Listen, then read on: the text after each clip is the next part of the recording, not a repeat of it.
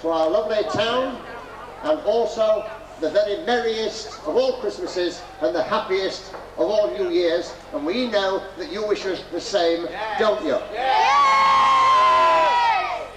Now then, you may have noticed, for those of you who have been here before, on this great sporting occasion, with no quarter arstle given, that this year there was indeed a sharp, competitive edge to the proceedings. Normally, this match is fun, happiness and politeness. Should a fisherman bump into a fireman, he would bow and say, "Do pardon me." But today there has been this great competitive edge because, as you know, 1984 is Olympic year. We have reason to believe that somewhere in the audience today were certain members of the Olympic Selection Committee. Close watch was being kept on these gentlemen who, at 3 o'clock this morning, were all sailing those rough seas out there, getting your fish for the fish and chips that you will so happily consume. Actually, at 3 o'clock in the morning, they were out there. At least that's what they told their wives.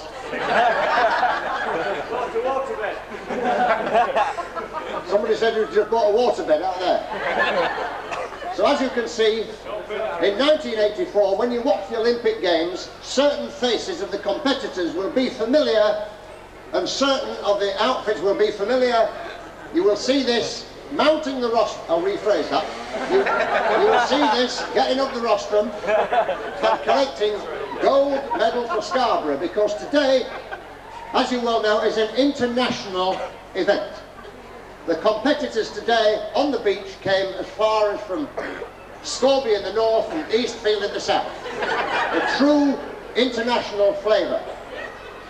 As it happens, it is always a joy and a delight on a very lovely occasion to see so many marvellous friends here, especially with the sunshine illuminating you and making you all look like Christmas angels. Visitors to Scarborough do not believe us when we say that this is the weather we have with slightly higher temperatures, 365 days a year. It never rains here. It never snows here. And the prices of the goods in the shops and on the seafront is exactly half that which it is in Harrods. Now then, the result of today's enormous affair between the fishermen and the firemen, who has won the cup today? The firemen! The firemen! Yes! No competition. The firemen have won it 4 goals to 1, no competition. They say a big hand for the firemen. Thank you very much. And in all seriousness, which is a rare commodity, but in all seriousness, this year, 1983, happens to be the 90th consecutive year of this particular sporting event, and as you can see, this cup is 90 years old. This cup is now an antique because just before the Scarborough gold mine was closed through dissent, this was the last lump that came out of it. Some say that Mr. Peter Giaconelli was the last lump that came out of it, but this is not true. This is a calumnious lie. This cup is insured at Lloyd's for a price beyond ransom, which is why nobody has to knock it off, because Scarborough will go skint without this solid gold. Even the Pope cannot borrow this as a crucifix. Now then, the fireman, the representative, stand up here please.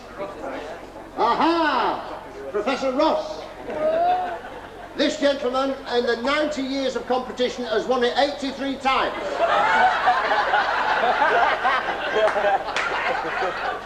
So we give you, with the honour and blessing of all our friends here, the cup for the 90th year of the winner for the fireman. There you go, Ross.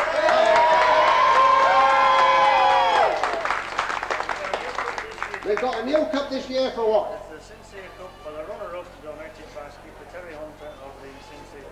The Sincere Cup.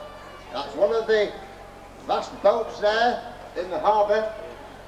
Donated by the owner for the runner-up. And just to show you what a democratic place Scarborough is, this cup is worth 5 times as much as that cup. It could only happen in Britain because it happens. For the runners-up, the fisherman. Who is the representative? Come here, Barry. Come up here. A brand new cup for a brand new fisherman. This gentleman only left school last year. I keep telling you what a tough life it is at sea, and you can see how he has aged in only 12 months, ladies and gentlemen. He's not yet old enough to be allowed in pubs. I hope that's not the bell for the fire. We could be short of a lifeboat any second now. Thank you. Right. Congratulations from all of us here to the fishermen. Thank